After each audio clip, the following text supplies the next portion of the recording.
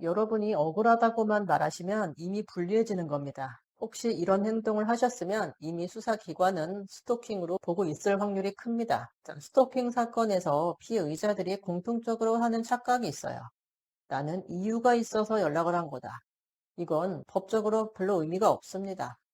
스토킹은 여러분의 억울한 사정이 아니고 네 가지 구성 요건으로 판단해요. 상대방 의사에 반하는지, 정당한 이유가 있었는지, 공포심이나 불안감을 유발할 가능성이 있는지, 지속성, 반복성이 있는지.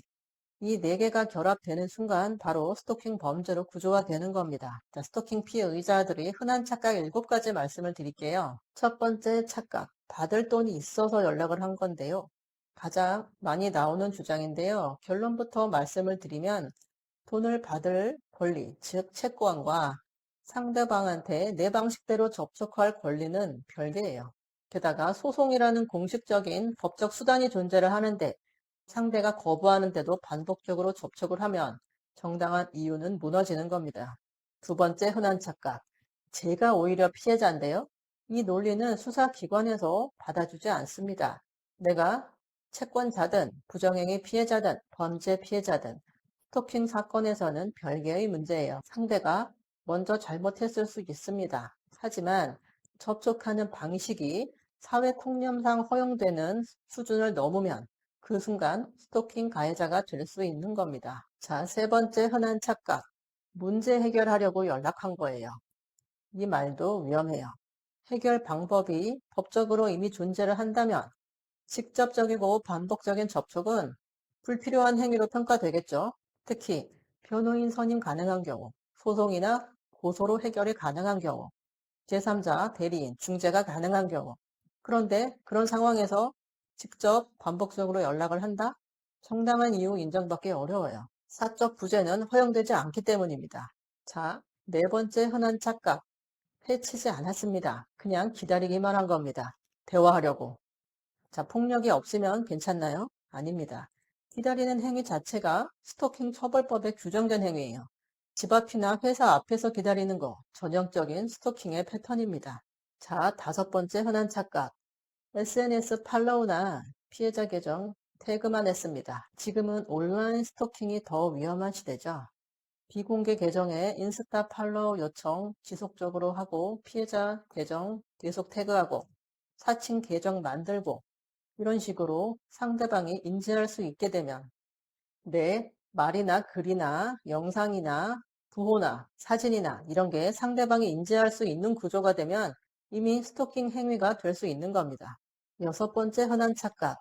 상대방이 명확하게 거부 의사 표시한 적 없는데요. 하지만 묵시적인 거부도 거부예요. 상대가 명시적으로 말 안 하고 조용히 번호 차단했을 수 있죠. 번호 변경했을 수 있습니다.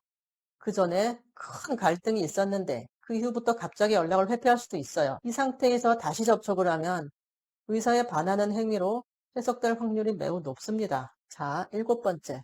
사과를 받기 위해 연락한 거예요.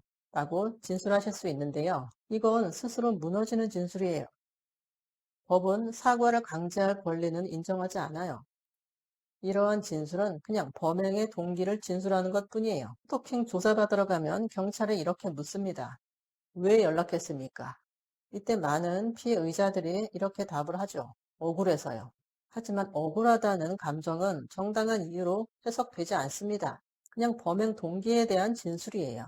자, 화가 나서 연락을 했고 답이 없길래 또 연락을 했고 상대방이 하지 말라고 했지만 끝까지 사과를 안 하길래 더 화가 나서 또 연락했다. 이렇게 진술하시게 되면 스토킹 구조가 완성되는 것입니다.